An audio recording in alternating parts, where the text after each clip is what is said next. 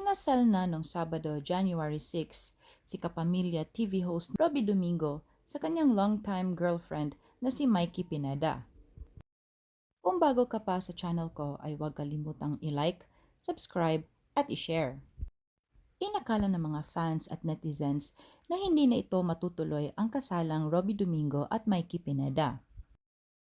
Dahil noong nakaraang taon ay pabalik-balik itong si Mikey sa ospital dahil sa iniinda nitong autoimmune disease.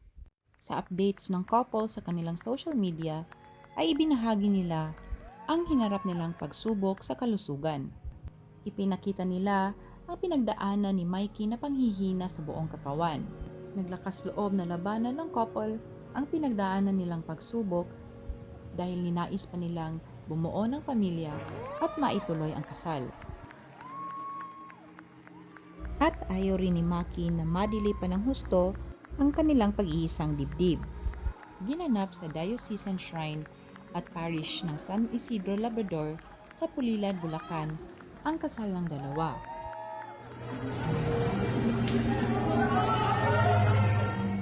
Kitang-kita sa mukha ni Robby ang kaba at excitement nang maglakad ito patungo sa altar.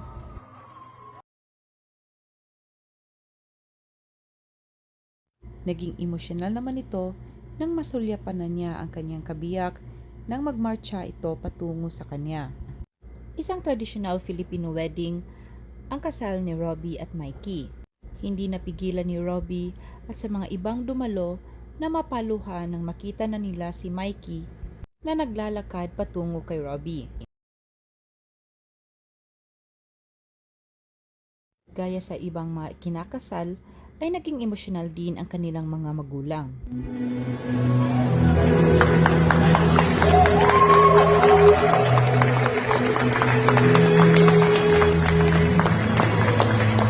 Dinaluhan ng mga artista at iba't ibang personalidad ang kanilang kasal gaya sa kanilang mga naging abay. Sina ex-Vice President Leni Robredo, ang mga ABS-CBN boss na sina Cory Vidanes, Carlo Katigbak, at Laurenti Jogi.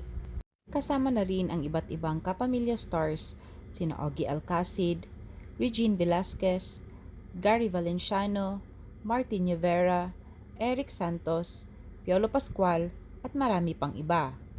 Inabangan din ang pagdalo ng ex-couple na si Catherine Bernardo at Daniel Padilla. Kahit kahihiwalay pa lang nila, ay masaya pa rin nilang ginampanan ang kanilang obligasyon bilang secondary sponsors.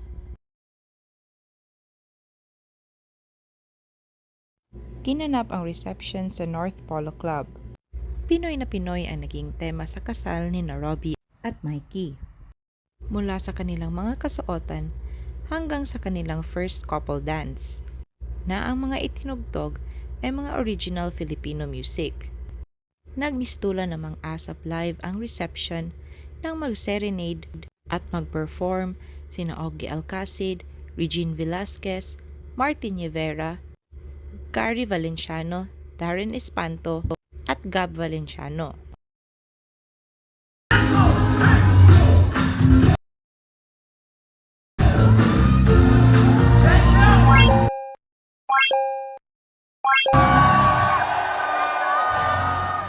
Hindi naman nagpahuli ang bago lang nagtrending na si Melay Cantiveros sa pagpapatawa kasama si Alora. Todo hato naman ang kanilang mga bisita, walang umuwi at lahat ay nagtagal hanggang sa kanilang after party. Mr. and Miss Intel at si Joshua. At ang ayan ang ating mga celebrity.